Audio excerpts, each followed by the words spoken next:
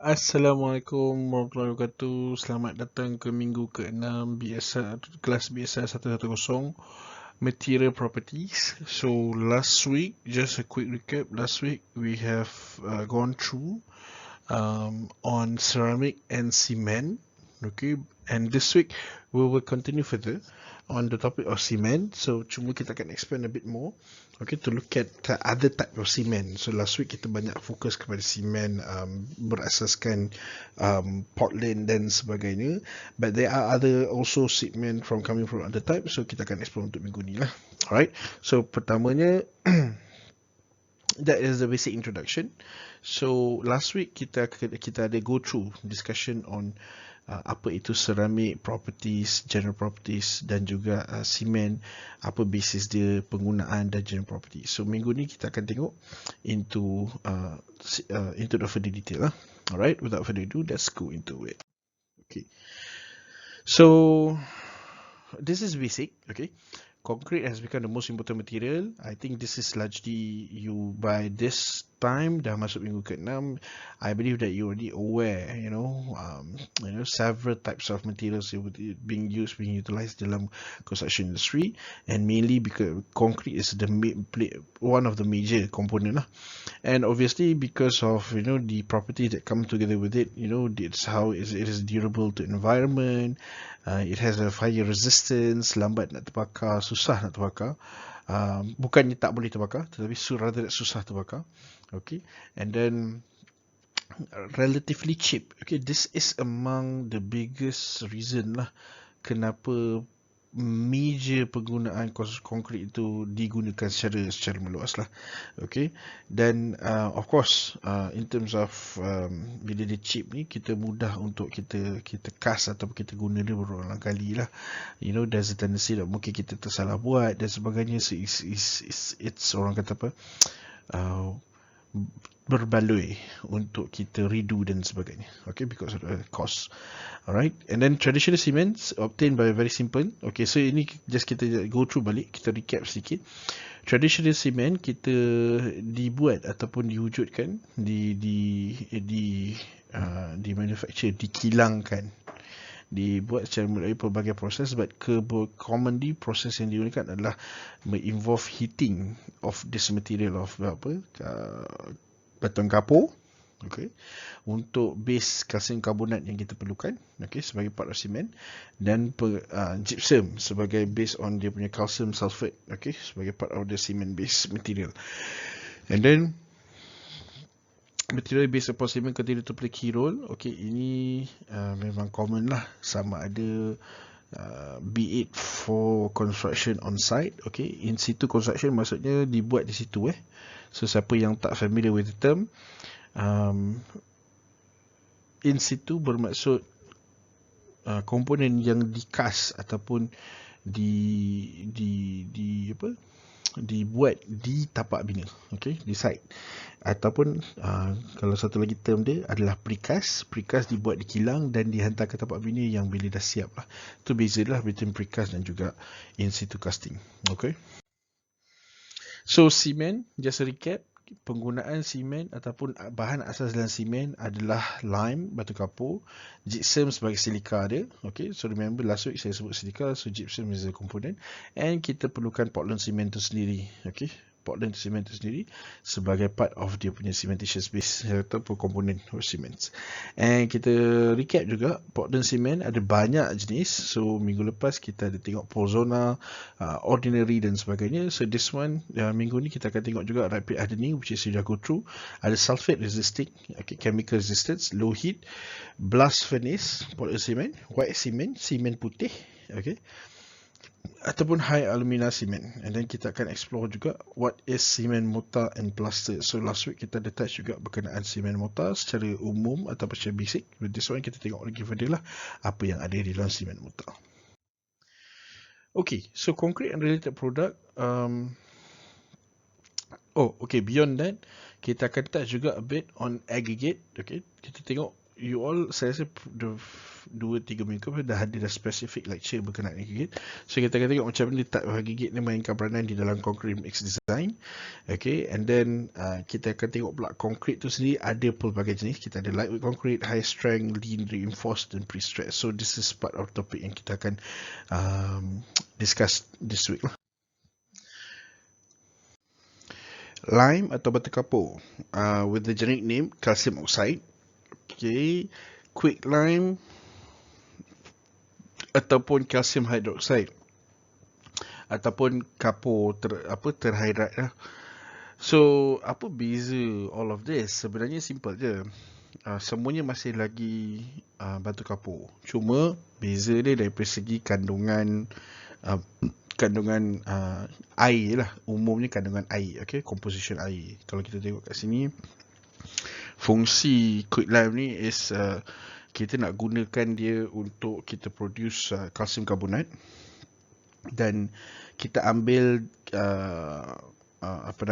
quicklime ni. Quicklime ni adalah kapur tohor. Okay, so kapur tohor ni kita ambil dia, kita hasilkan dia apabila kita bakar kapur, crush kapur ataupun crush batu kapur ataupun chalk ataupun seashell. Seashell ni basically bahan asas kapur lah. Kalau orang dulu sebelum dia menggunakan elemen batu kapur tu, kita akan dapat kalsium karbonat ni daripada kulit kerang. Okay, apa yang dia akan buat, dia akan ambil kulit kerang tu, dia akan crush dan dia akan bakar lah, so untuk dapatkan batu kapur yang kita perlukan. Okay, untuk replacement kepada kapur yang kita perlukan. So orang dulu pakai seashells, kita sekarang ni menggunakan batu kapur. And basically bila kita panaskan, dia akan keluarkan karbon dioksida, dan hasil yang kita dapat ni, okay, kita akan hancur dan lumatkan. Dan bila kita campur dengan air, dia akan air tu sebagai dia punya elemen untuk penghidratan, bahasa Melayu saya. Okay, untuk kita jadikan sebagai hydrator, dan bila kita campurkan, dia akan jadi batu kapur yang mortar ataupun batu kapur yang terhydrat lah.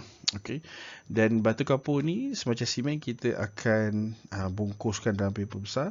Sebenarnya fungsi batu kapur ni, bila dia dah campurkan dengan air, okay, kita akan dapat pati ataupun kita akan dapat macam paste batu kapur. Dan paste batu kapur ni kita gunakan sebagai mortar ataupun boleh digunakan sebagai mortar. Macam last week saya ajar, apa yang saya share, kita tengok simen tu sebagai mortar, tetapi ada juga kita gunakan batu kapur sebagai mortar untuk kita lekatkan brick ataupun natural stone. Okay, so ini salah satu daripada penggunaan yang berbeza lah. Okay, so kebanyakan waktu dulu sebelum ada simen, dia banyak gunakan mortar ataupun lime mortar ni lah. So lime mortar ni untuk penggunaan melekatkan bata ataupun masonry punya works lah. Okay, so ini contoh gambar.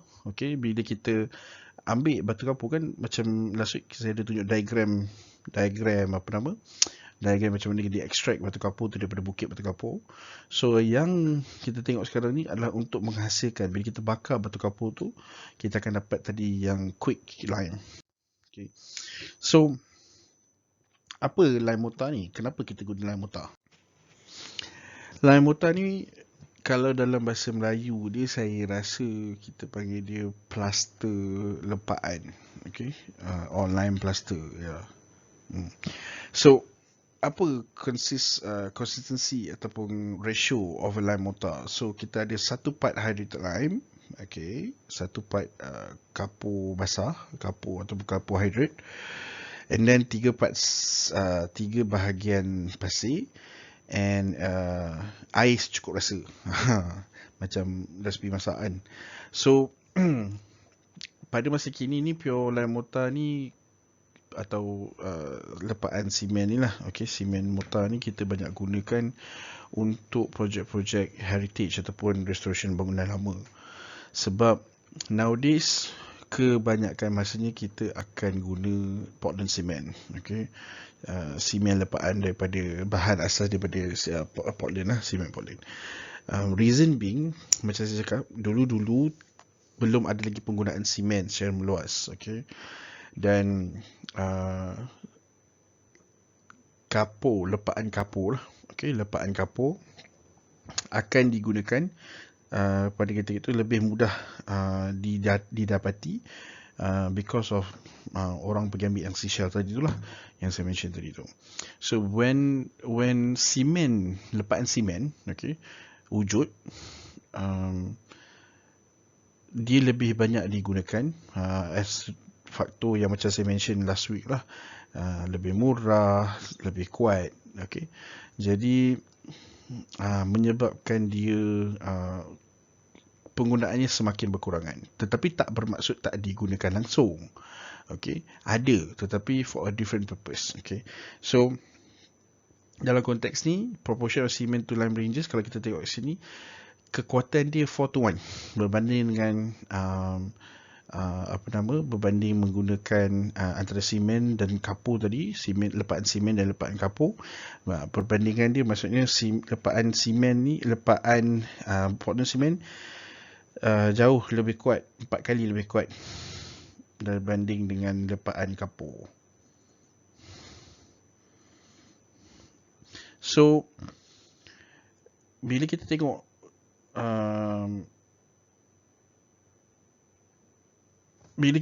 dia punya penggunaan secara meluas nowadays, kita boleh nampak that lepaan kapur ni banyak digunakan untuk kita buat kerja-kerja plastering. Untuk mungkin you all tak familiar lagi macam mana komponen ataupun building technology. So cara mudah untuk saya explain adalah kebiasaannya.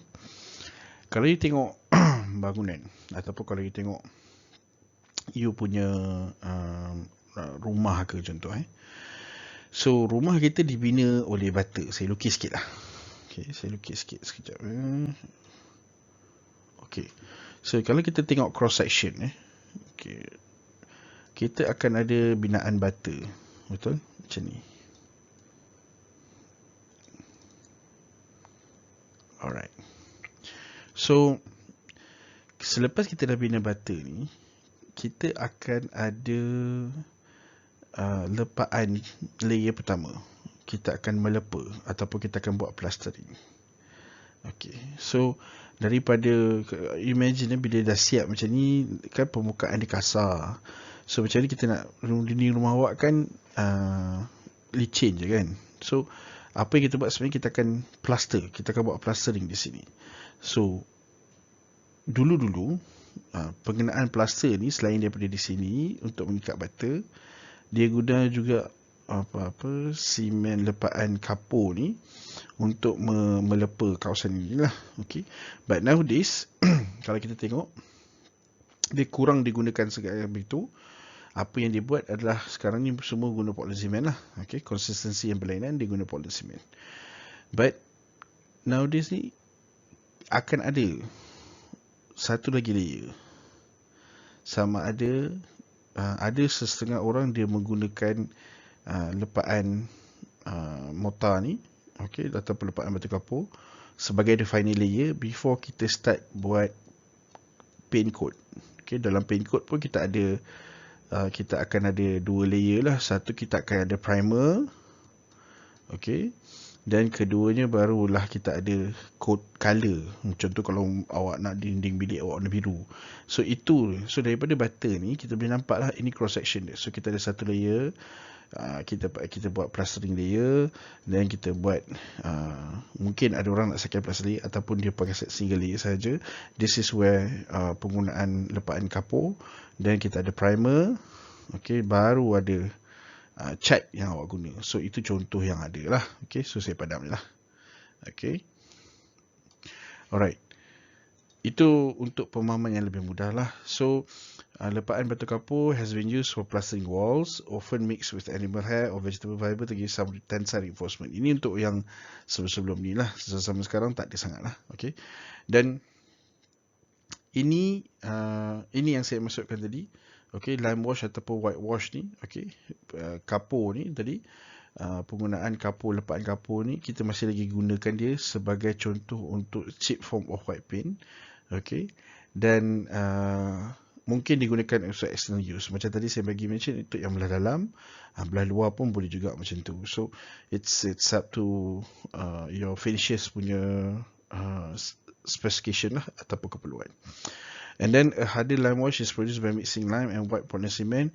Ini juga ada juga digunakan depending kepada situation ataupun keperluan. Apa bahan ataupun kekuatan yang diperlukan lah untuk struktur ataupun komponen bangunan tersebut. Okay, and then kita ada juga sand lime brick. Okay, ini adalah batu pasir, batu kapur. Batu kapur. Okay, so kalau awak tengok ada orang panggil batu pasir, ada orang panggil batu kapur. Kalau kita tengok yang last week saya ditunjuk bata warna merah menggunakan tanah liat. So yang ini adalah bata pasir, kebiasaannya warna kelabu lah kalau boleh nampak di luar sana. Dan bata pasir ni lebih murah, tetapi berbanding bata tanah liat, tetapi bata pasir ni dia lebih brittle dan dia cepat panas. So maksudnya bila kalau you guna, kadang-kadang ada certain rumah-rumah di kawasan-kawasan kampung ataupun even rumah di kawasan bandar, rumah baru, bila diguna batu pasir, kebiasaannya rumah tu akan lebih panas. Sebab kalau kita bandingkan last week kita mention seramik atau clay dan sebagainya adalah low conductor, haba. So kalau ke kawasan luar panas, dia akan lambat meresap ke dalam lah. Macam tu. So berbandingkan pasir tu, dia lebih cepat. So itu dia punya perbezaan secara umumnya. So this is the sorts of understanding of ilmu yang awak kena faham, the logic behind it. Kenapa kita pakai bata ni, kenapa kita pakai bata kapur, apa beza bata kapur dengan bata tanah liat. So this is some of the thing yang you boleh apply lah, application yang diperlukan dalam you belajar material properties. So next kita pergi kepada gypsum. Okay, so gypsum, calcium sulfate dihydride occurs in nature as an off-white, light grey or light pink crystalline material. So ini adalah silika yang kita gunakan di dalam composition cement. So apabila kita panaskan dia to a certain temperature,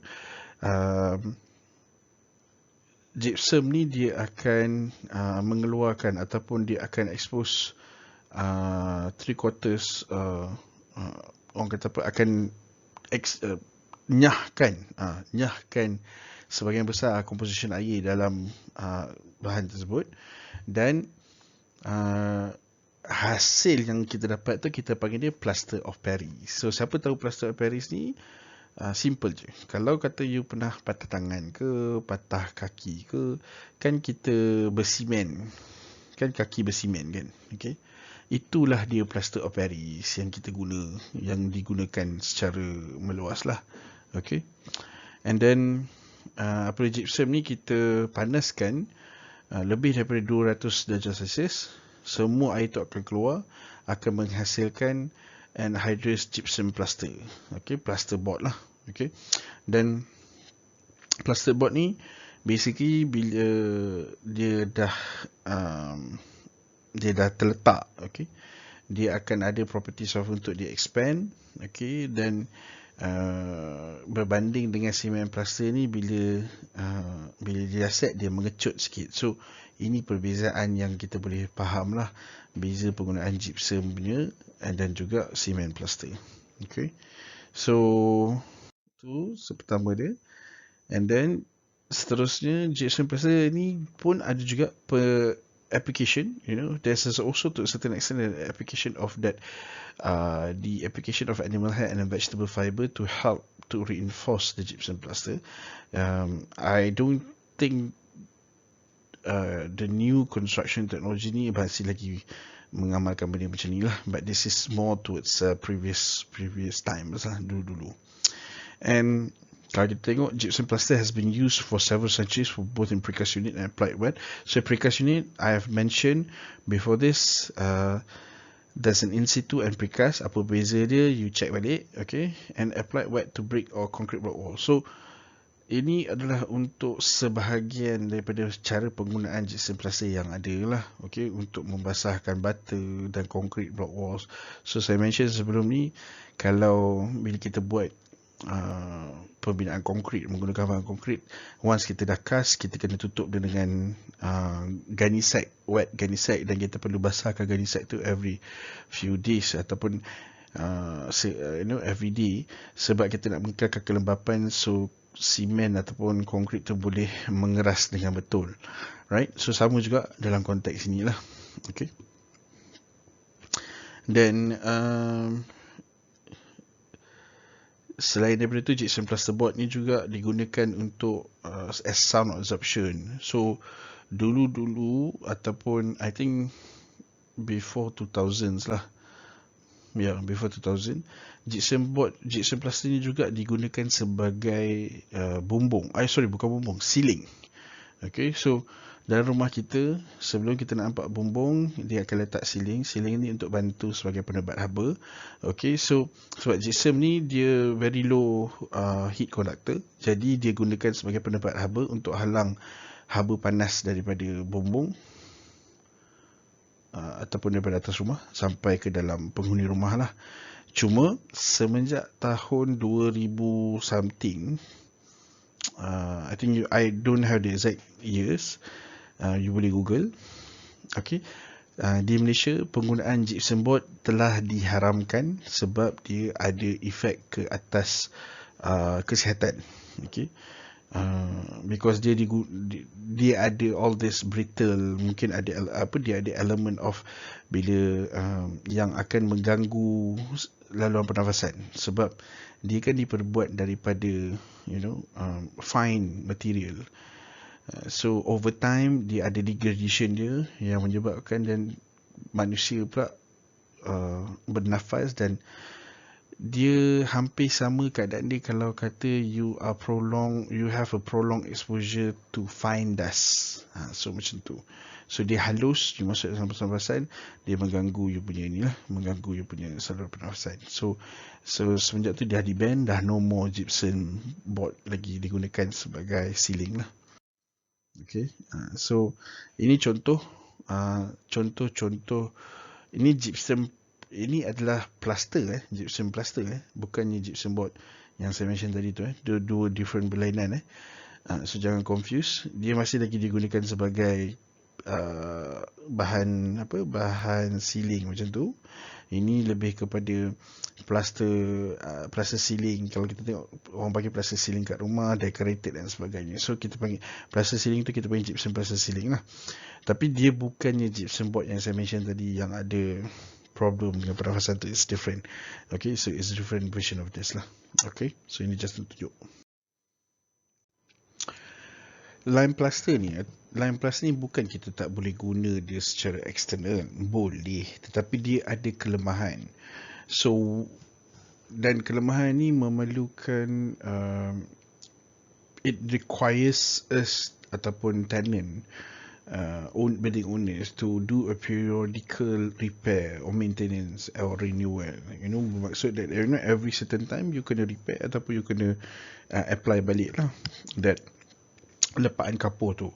So on top of that, whenever that you use it for external area, the problem is it has limited resistance to weathering, ataupun dia lemah ataupun dia kurang kebolehan untuk sustain over exposure kepada environment lah.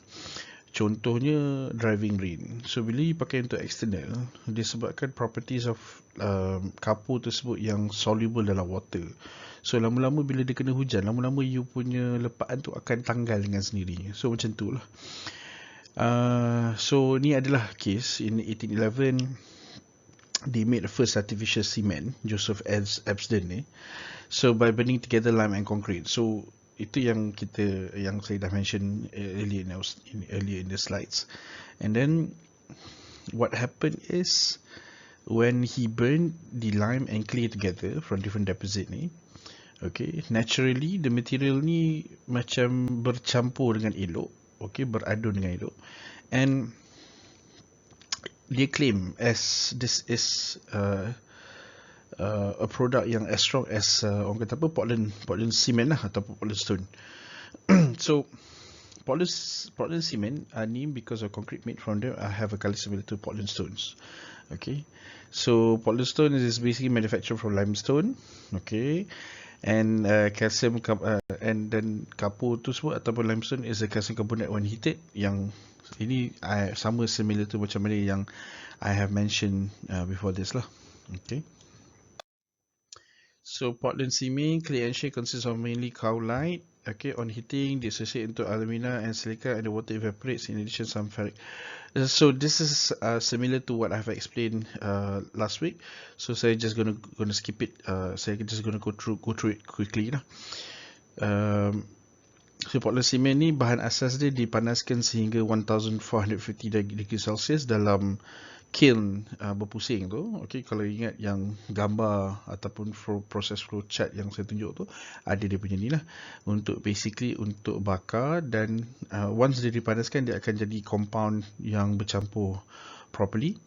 And then cement clinker which emerge from the rotary kiln is picked and then mixed dengan gypsum ataupun silika ni untuk dapatkan the initial setting of cement, right, before turn it into a very fine powder lah. Kalau you tengok cement ni, kalau saya rasa you all tengok lah lab, video dan sebagainya, dia halus, dia halus tepung yang dah diayak tu kalau you tengok.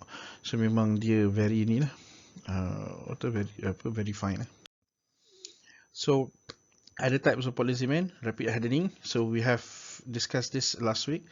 So just to give more detail ni, you boleh baca sendiri lah. Okay. And then sulfur resisting Portland cement. Okay, yang ini adalah cement yang resistant kepada chemical compound. Okay. Dan dia bantu untuk mempercepatkan hardening process.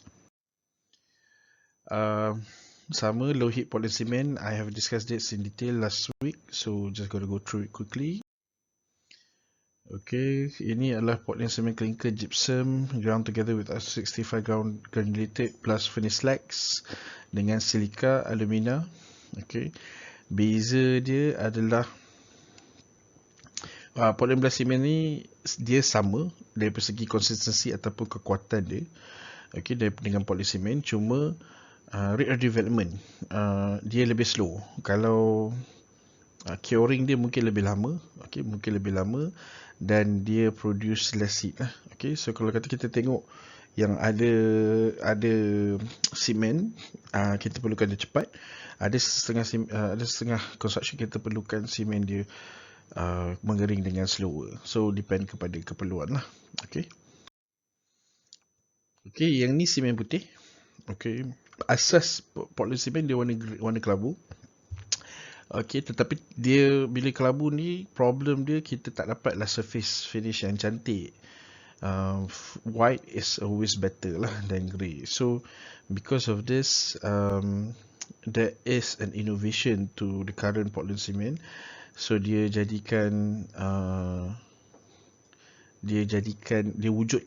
wujudkan cement, white cement. Okay. Dan macam mana dia wujudkan white cement ni, sebab asalnya cement ni kita ada iron oxide ataupun metal punya composition ataupun komponen di dalam dia punya adunan. So kita removekan dia punya iron oxide tu. Okay, iron warna black lah umumnya. So bila bercampur dia warna kelabu. So bila kita remove dia jadi warna putih. So obviously white Portland cement ni memang mahal. Okay, because of tak semua tempat guna, tak semua tempat ada application dia. So ini basically bila kita guna ni for specific purpose lah. Memang nakkan bangunan tu memang warna putih ke, and so on so forth lah. Okay, high aluminium cement. Okay, calcium aluminate made by blending together limestone dengan bauxite. Okay, so like I said, dia ada pelbagai adunan. So dalam kes ni kita campur dengan cement ni, ada pelbagai adunan, kita campur dengan raw material kepada aluminium, bauxite lah. Okay. So yang ini first developed in France in late 1900. by French company Cement Lafarge. Cement Lafarge ni untuk pengetahuan awak masih ada lagi sampai sekarang. Okay. Malaysian punya branch Cement Lafarge ni baru-baru ni dia merge dengan one company nama Holcim. So sekarang ni dia panggil nama dia, kalau you google nama dia sekarang ni adalah cement company dia Lafarge Holcim lah. Lafarge dash Holcim HOLCIM. So Lafarge Holcim. So the raw material are heated to the point of fusion about 16,000 degrees. So menghasilkan satu semen yang lebih hitam daripada Portland semen biasa. So macam tadi kita ada nitro, kita ada element of metal oxide tadi tu yang dalam ni menyebabkan dia warna kelabu. So sekarang ni bila kita introduce bauxite, dia lebih hitam lah, maknanya content metal tu lebih tinggi lah kat sini. So in terms of strength, definitely high alumina cement is stronger than standard Portland cement. Dan dia lebih resistant to chemical reaction. Okay, dan high alumina ni seakan-akan Pronosolva cement yang dia lebih resistance dan kita gunakan kat kawasan yang ataupun construction yang mungkin environment dia lebih agresif lah, ekstrim. Contohnya untuk pembinaan di tengah laut, jambatan dan so on lah. Okay. So cement mortar and plaster. Okay, cement mortar consists of Portland cement. Ini adalah lepaan yang mana kita dah mention. In general kita tahu ada plaster cement, ada plaster kapur. So depending on colour dan kegunaan, kita boleh nampak lah perbezaan dia. Okay, and then obviously Portland cement lebih jauh lebih cement mortar, Portland cement mortar lebih stronger daripada masonry cement ataupun cement dan mortar. Ini perbezaan yang ketara. Kenapa? That's why Portland cement banyak digunakan, tetapi dari segi aesthetic feature tak cantik lah warna kelabu. So bandingan ni kalau nak dapat warna putih susah macam tu. So Portland cement mortar yang paling common digunakan, itu dia punya basic lah. Okay. Beyond that, setting, stiffening of the one's plastic paste, it takes place soon after ni. So cement mortar lebih cepat setting dia, dan hardening dia lebih cepat berbanding dengan yang lain-lain. Okay. Beyond that, I think generally kita gunakan because of the properties, enhancement of properties, improvisation berbanding dengan mortar-mortar lain lah.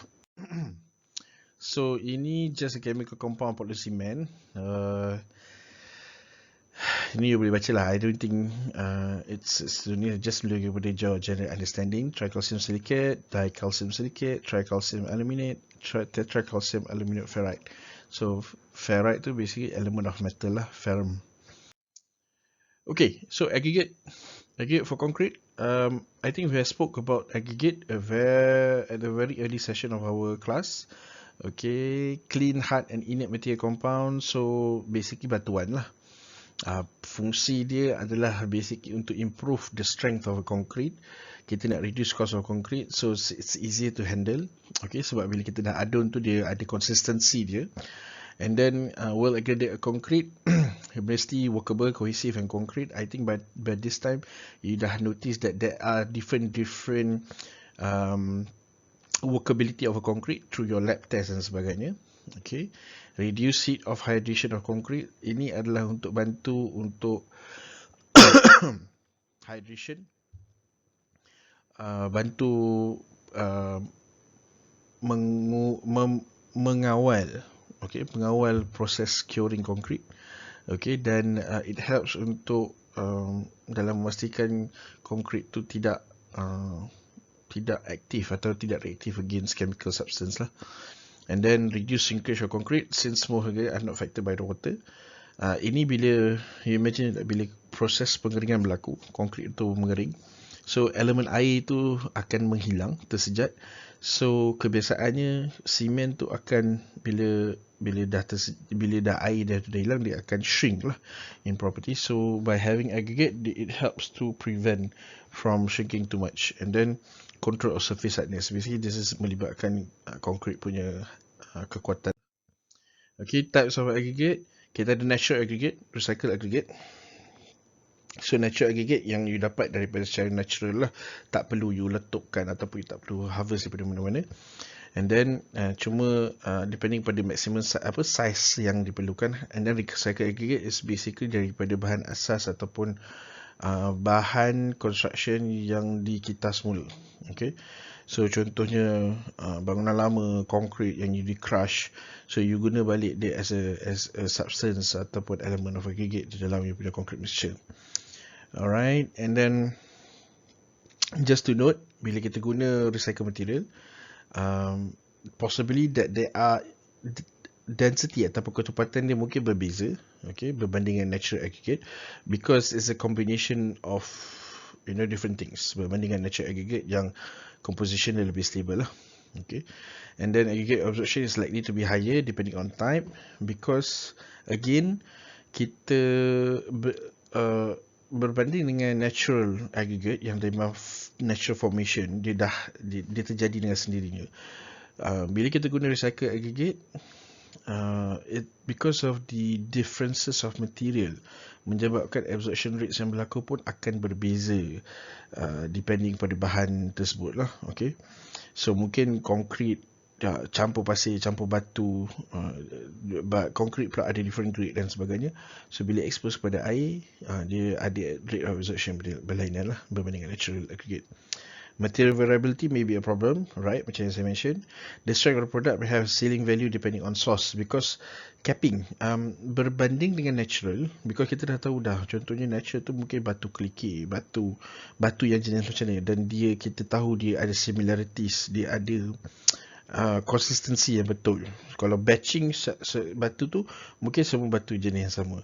Berbanding dengan strength of the product yang menggunakan recycle, kadang kita tak boleh determine apa exactly barang yang ada dalam tu. So because of that, it may have a different strength, variance lah. Okay, shrinking and motion movement may be very high, which I explained just now. Okay, so aggregate property will affect on the properties of the concrete in terms of the density, maximum size. So umumnya, kenapa pentingnya aggregate?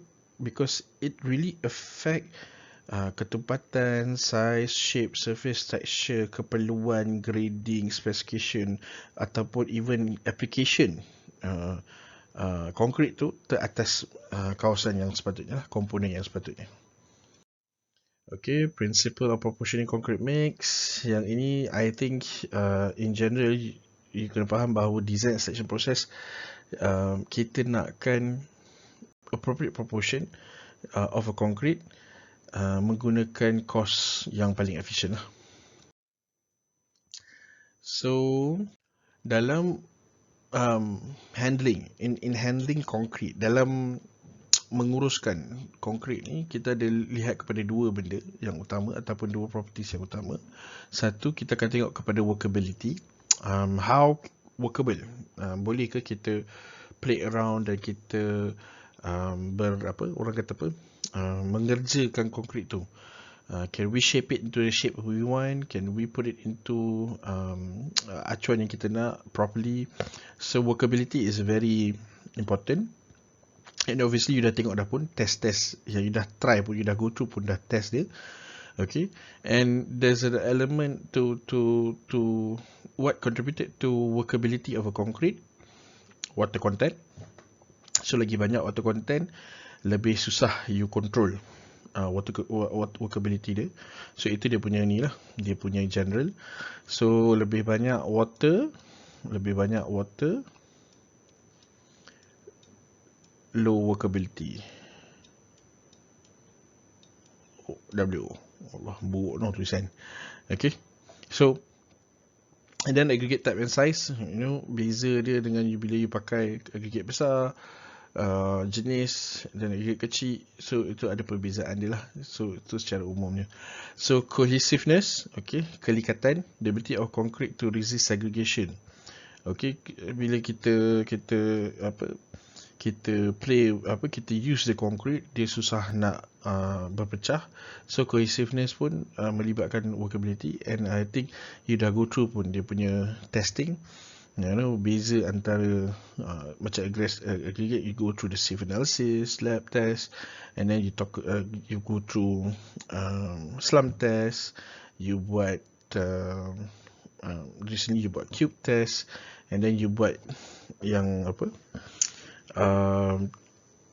test yang dalam hoppers. So itu dia punya perbezaan lah. So harden properties, kita akan tengok kepada concrete punya hardening process. Strength, we wanted to make sure that dia ada certain strength yang kita perlukan. So this is where we use cube test as dia punya benchmarking. Kita nak tahu apa factors kita boleh nilaikan comprehensive strength ataupun hardening properties of a concrete melalui penggunaan semen apa yang kita guna. Okay, water cement ratio. So yang ini yang you tengok dah, Dr. Diana dah explain, atau my lab partners dah explain lah. And then aging process. So ada perbezaan bila you age concrete, beza 3 hari, 7 hari, 21 hari. So makin lama makin keras, makin lama makin keras. Itu dia punya basis of concrete. So it's very clear, and I think you boleh nampak lah from your latest punya lab test ada perbezaan. Okay, dan kita tengok kepada durability, how durable is concrete.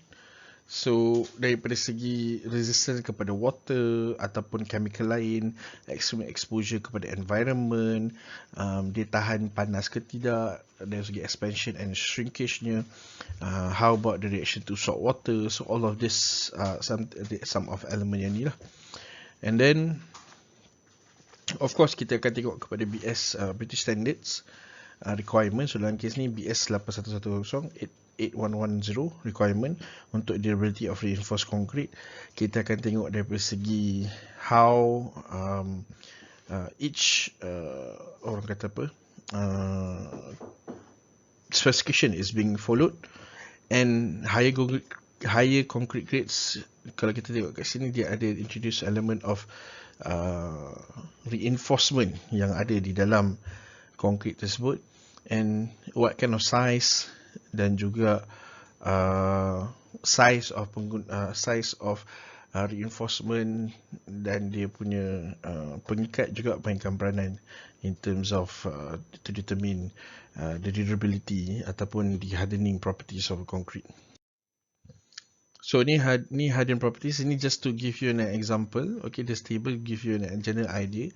Okay, dari segi exposure condition, kita boleh tengok sini apa yang kita consider dia sebagai aggressive environment ataupun aggressive exposure condition, dan macam mana summary of exposure condition. Maximum free water cement ratio yang bersesuaian, cement content dia, lowest grade of concrete acceptable, and maximum actual cover to steel.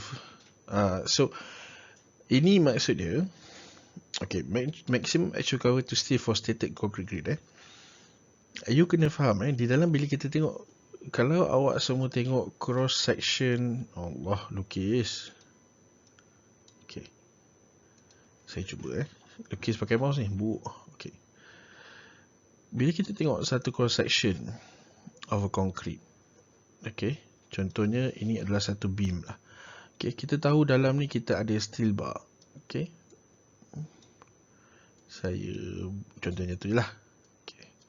Awak faham Dan setiap steel bar ni akan ada strap dia, okay, yang kita ikat, dan baru kita letak dalam acuan, dan kita akan tuang konkrit, dan konkrit akan menutupi kawasan dia lah, kawasan besi ni. So maximum actual cover to steel for to steel ni bermaksud adalah berapa ketebalan dari permukaan konkrit ke besi reinforcement. So kalau kata dia tulis 20 mm, maksudnya thickness ni mesti 20 mm.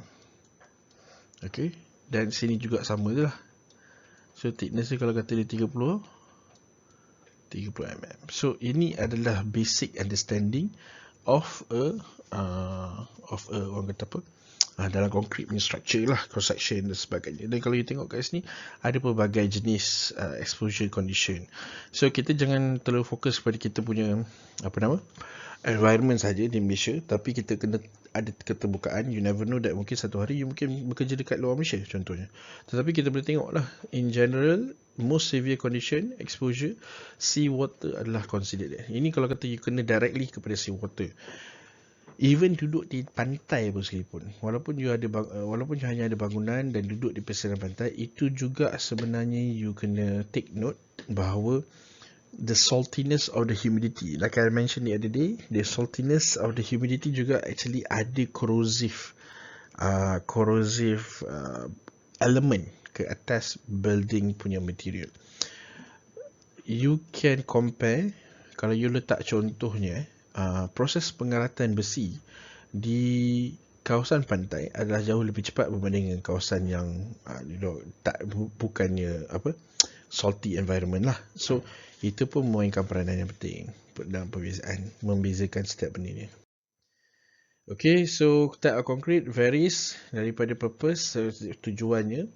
Design such as high strength concrete, lightweight concrete, high density concrete. So this has actually I've actually informed perbezaan simen constitute tu. Bila you berbeza je penggunaan material, then you akan menghasilkan different type of concrete altogether. So lightweight concrete, kita just go through a quick one. So lightweight concrete, density-nya antara 400 kg per meter cube sehingga 2000 kg per meter cube. Okay. Ini adalah untuk structural lightweight concrete. Compare kepada standard concrete yang mungkin duduk di antara 2000 ke 2600 kilogram per meter cube. So advantage dia, produce lower foundation loads, higher lift dan dense concrete. So mungkin digunakan di bahagian atas yang kurang, yang tak memerlukan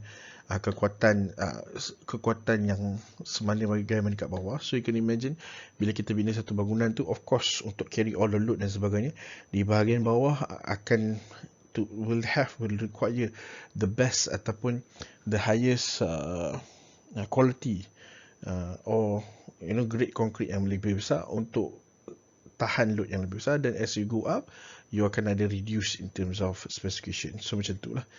Okay. And then improve thermal performance of building, better fire resistant dan dense concrete. So ini part of dia punya ni keperluan ataupun properties, advantages. And lightweight concrete, lightweight aggregate are often produced from waste product, hence it's cheap. Fixing easier dan berbanding dengan concrete yang lebih dense ataupun lebih tebal.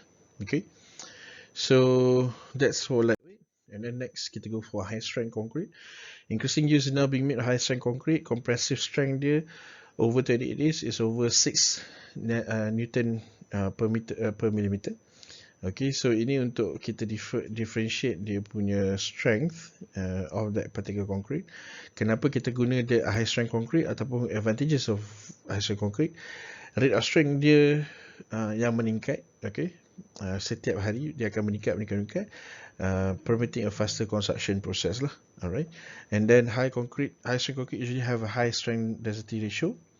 So ini general understanding, di mana bila kita gunakan high strength concrete, kekuatan dan ketumpatan ratio dia lebih tinggi berbanding yang standard lah. So dia boleh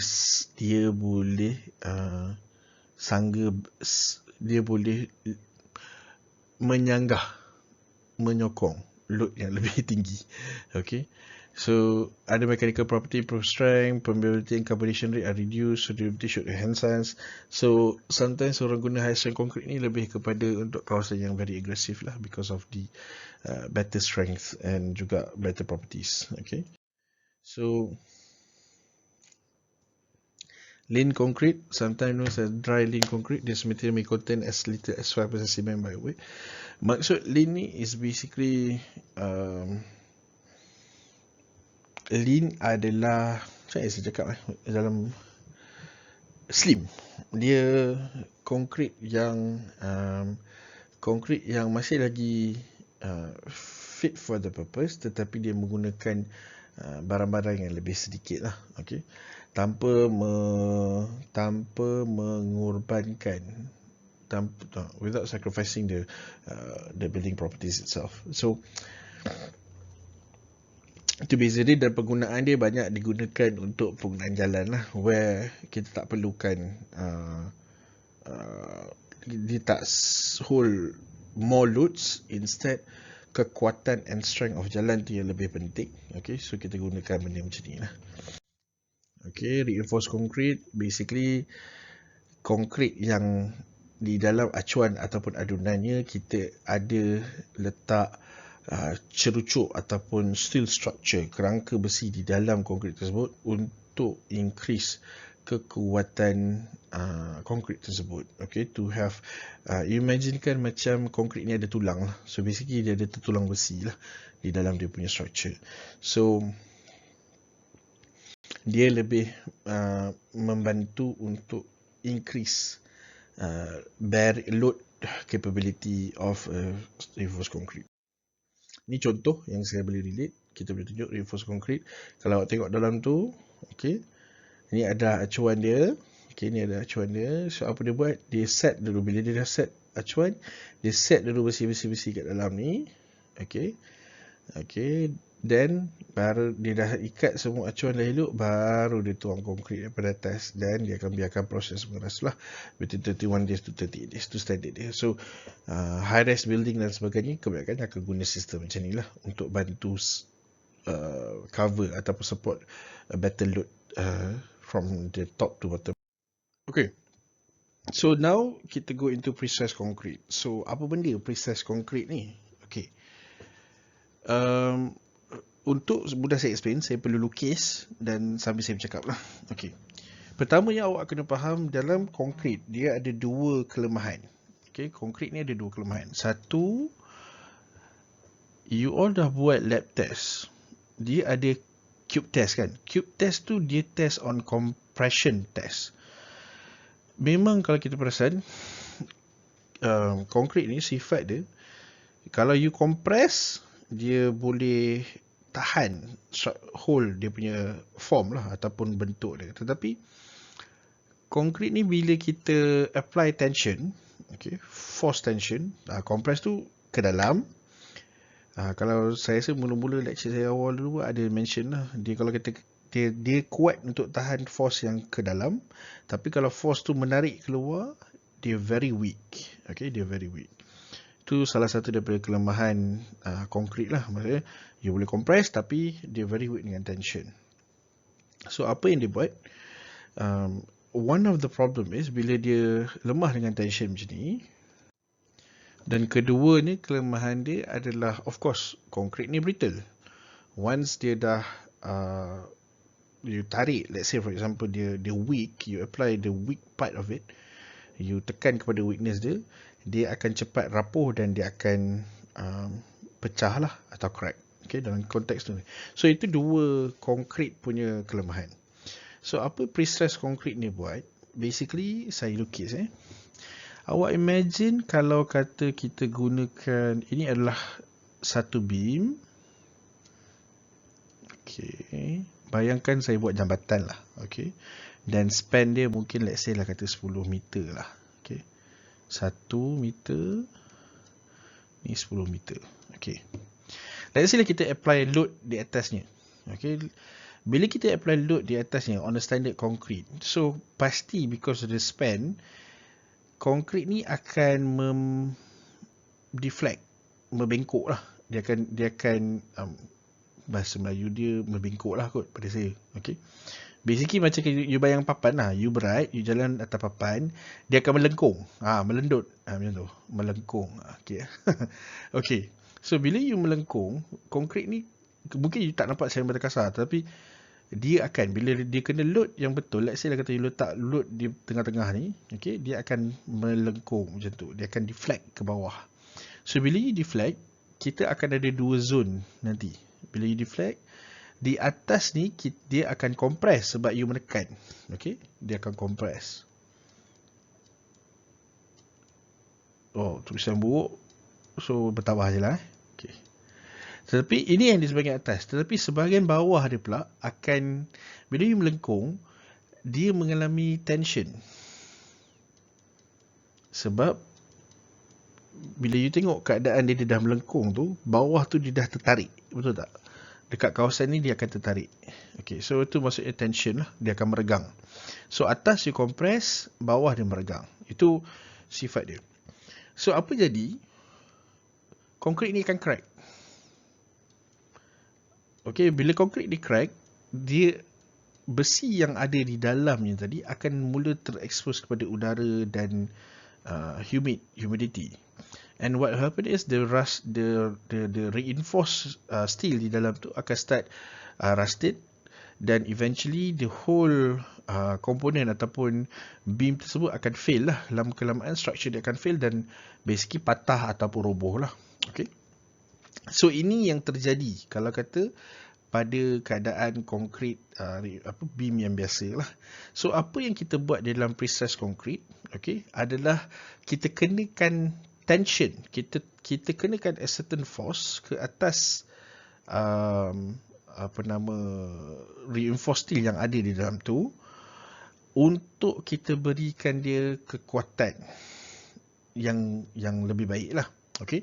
So di dalam konteks ni, okay, macam mana nanti saya explain. So di dalam dua basic pre-stress concrete, kita ada dua bentuk pre-stress concrete ini. Satu pre-tension. Okay, pre-tension ni maksudnya kita kena tensionkan, kita kenakan dia tension tu sebelum kita cast concrete. Dan satu lagi kita kenakan tension itu selepas kita cast concrete. So satu sebelum, satu selepas. Beza dia macam mana? Okay. Saya lukis satu lagi cross section. Okay, ini adalah beam. Okay, bayangkan So bayangkan kita dah adalah semua reinforced steel dan sebagainya. Now kita akan apply, ada satu kita panggil dia line tendon, steel tendon. Okay. Okay, so apa yang terjadi? Kita akan tarik bila construction site lah. Okay, di construction site, steel tendon ni, untuk berikan dia kekuatan yang lebih, kita akan letak satu steel dekat bahagian bawah dan kita akan tarik steel itu menggunakan machineries lah, equipment. Kita akan beri dia tension force ke atas besi tersebut. Okay. So, bila dia dah beri tension force, dan kita akan pour konkrit. Kita akan pour konkrit ke dalam acuan. Okay. Dan selepas je konkrit tu mengering, selepas 28 hari, okay, 28 hari, what happen is kita akan release dia punya stress. Kita akan releasekan tendon tu tadi supaya konkrit tersebut akan ada compression. Tension yang kita tarik tadi tu, bila kita release, besi tu akan menarik semula lah untuk kembali ke kedudukan asal. So now dia akan ada compression strength di bahagian bawah because kita dah gunakan pretension tadi tu untuk tarik dia lah. Okay. So itu untuk pretension. Okay. So dalam konteks pretension, kita dah tarik dulu siap-siap, kita pour konkrit dan dia ni lah. Dan untuk post tension, apa kita buat? Sama juga, instead of kita letak besi tu terus, kita letakkan macam ducting ataupun steel duct ataupun steel duct macam pipe lah. Okay, steel pipe di dalam ni.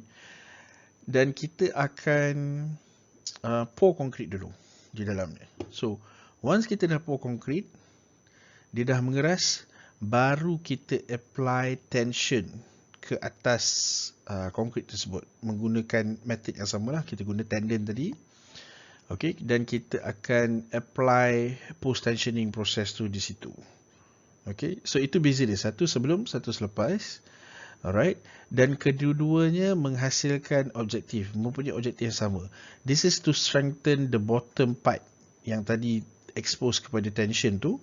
Now bila dah ada line dan kita tarik pre-tension dan post-tension, dia beri that kekuatan to sustain daripada orang kata apa, load yang akan dikenakan lah. Okay, so itu dia punya beza. So itu yang saya lukis. So ini yang saya mention tadi, pre-tension, steel is stretched before the concrete is placed. High steel tendons are placed between Untuk abutment yang tadi saya tunjuk tu lah, macam mana ada steel tendon yang kita letak, and then concrete mold around the tendon and lock to cure. Once ni kita lepaskan dia, so dia akan regain ke original length, dan tensile strength tu akan memberikan compressive stress kepada concrete. Itu yang saya explain tadi. Okay. Dan sama juga untuk post tension. Okay, stretch after the concrete harden, and then concrete dah cast. Once the concrete harden, kita apply that tension punya force untuk create compression ke atas bahagian bawah. Okay. Kenapa kita buat pre-tension stress ni? Okay. Logik dia, ini yang saya boleh share lah. Okay. Kalau kita buat, awak bayangkan kita buat bridge. Bayangkan kalau kita nak buat bridge, saya lukislah senang. Okay. Of course, bila kita nak buat bridge, kita tak boleh lah nak buat bridge tu dengan banyak tiang, betul tak? Kalau kita buat bridge banyak tiang, maknanya cost tu akan jadi lagi mahal lah. Dan kalau awak perasan, bila kita buat bridge, jarak antara satu tiang tu jauh. Okay, daripada satu support ke satu support lain, mungkin lebih daripada 10 meter contohnya.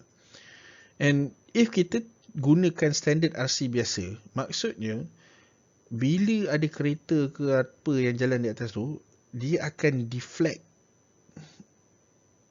bridge tu tadi dan menyebabkan dia crack kat bawah. Okey, dan untuk memberikan kekuatan yang sama, okey, bermaksud kalau dia nak, contohlah dia nak tahan 1000 tan lah contoh. Jadi dia kena buat, engineer kena buat design bridge ni sangat tebal.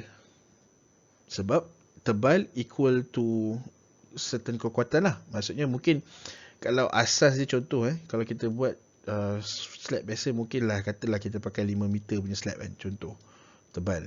So mungkin nak buat jambatan ni, because nak tahan load yang lagi banyak, dia kena buat sampai 10 meter atau 15 meter punya tebal. Bila terlalu tebal, cost lagi mahal lah. Okay, so lagi banyak konkrit nak pakai, lagi banyak macam-macam benda lah, macam-macam benda lagi banyak. So in this case, how to make it efficient? So this is where the pre-tension, pre-stress concrete come into picture. Kenapa diwujudkan? Sebab dia dari segi cost, berbanding dengan dia nak buat 5 meter punya slab ni ataupun span ni, jauh lebih jimat you buat 10 meter span, you letak besi, you stresskan, you will have less material, concrete pun pakai less, tetapi you boleh dapat the same level of orang kata apa, kekuatan ataupun strength, atau maybe better. Let's say for example, kalau mungkin dalam RC ni you boleh tahan contohnya mungkin dalam average 600 to 200 to 600 Newton per millimeter square. Okay. So dalam ni, with less material, less bahan, less ni, span lagi panjang, you boleh dapat 2100 ke 2100 lah contohnya, Newton meter per millimeter square. So itu beza dia, kenapa kita pakai pre-stress concrete di dalam elemen-elemen yang sebegini. You nampak bridge, large girders dan sebagainya, sebab kita nak prevent. So usually untuk span, sebab concrete ni bila you makin untuk benda yang span dia besar, objek dia besar dan sebagainya, kita akan gunakan pre-stress concrete ni with that steel element tendon tu untuk bantu to have better ni, so kita boleh bantu jimatkan construction cost lah. Itu one of the ni. Dan ada banyak lagi advantage lain. I think you boleh explore lah daripada video YouTube yang ada. Okay, so untuk this particular class, I think this one is the last slide. Okay, so what kita dah finish for this particular week. So saya akan sambung for your information, minggu ni saya akan distribute your assignment. Okay, your group assignment untuk this particular class. Yes, saya faham awak ada lab, video tu satu benda, itu kerja-kerja mingguan awak seperti biasa, tapi awak masih lagi ada assignment untuk this one. Okay, so saya akan go into the next video untuk you give your briefing, assignment briefing. So I'll see you in the next video. Thank you very much. Assalamualaikum warahmatullahi wabarakatuh.